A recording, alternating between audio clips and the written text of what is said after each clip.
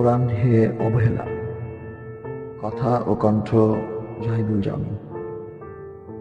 আমার মৃত্যুর পর হয়তো সম্মান আসবে, ক্রেস্ট উপাধি হয়তো কারো হাতে তুলে দেবে।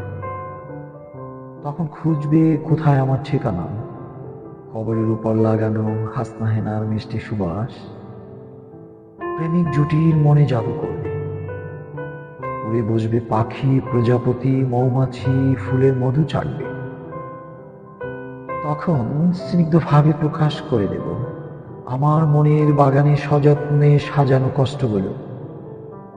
একদিন খুঁজবে আমার ব্যবহারের স্মৃতি, যে কলমে লিখেছি গান, কবিতা, চিরবাস্তবতার পথের গল্প, কাহিনী।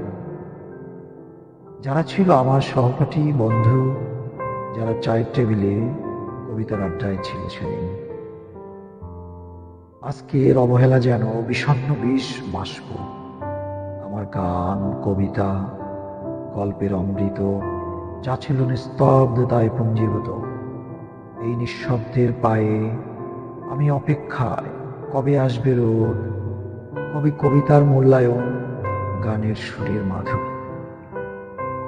পাঠক তো ছিল, কিন্তু উপলব্ধি ছিল না। যখন সবাই প্রশংসা করবে তখন আমার পরিসমাপ্তি।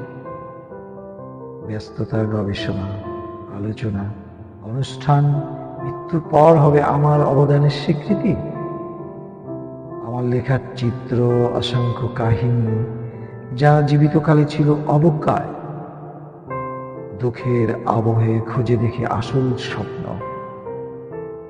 ভবিষ্যতের সম্মান যেন দুঃস্বপ্নের চিহ্ন। মরণের পর গ্রন্থাগারের বইয়ে আমায় খুঁজে পাবে। আজকে চিরচেনা হারানো কাল, শোকের মিছিল নিয়ে হয়তো আবার দেখা।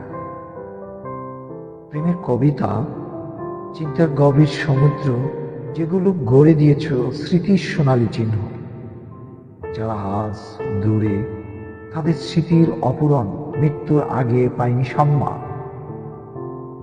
বিশ্বের আলো, সম্মান এই দুঃখের যন্ত্রণার মাঝে যদি থাকত হৃদয়ের সুর, তাহলে হৃদয়ের তরঙ্গ চিরকাল শোনাতে পারত প্রশান্তি।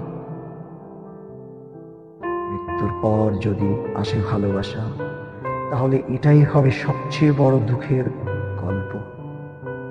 আর সেই গল্প লিখবে কে?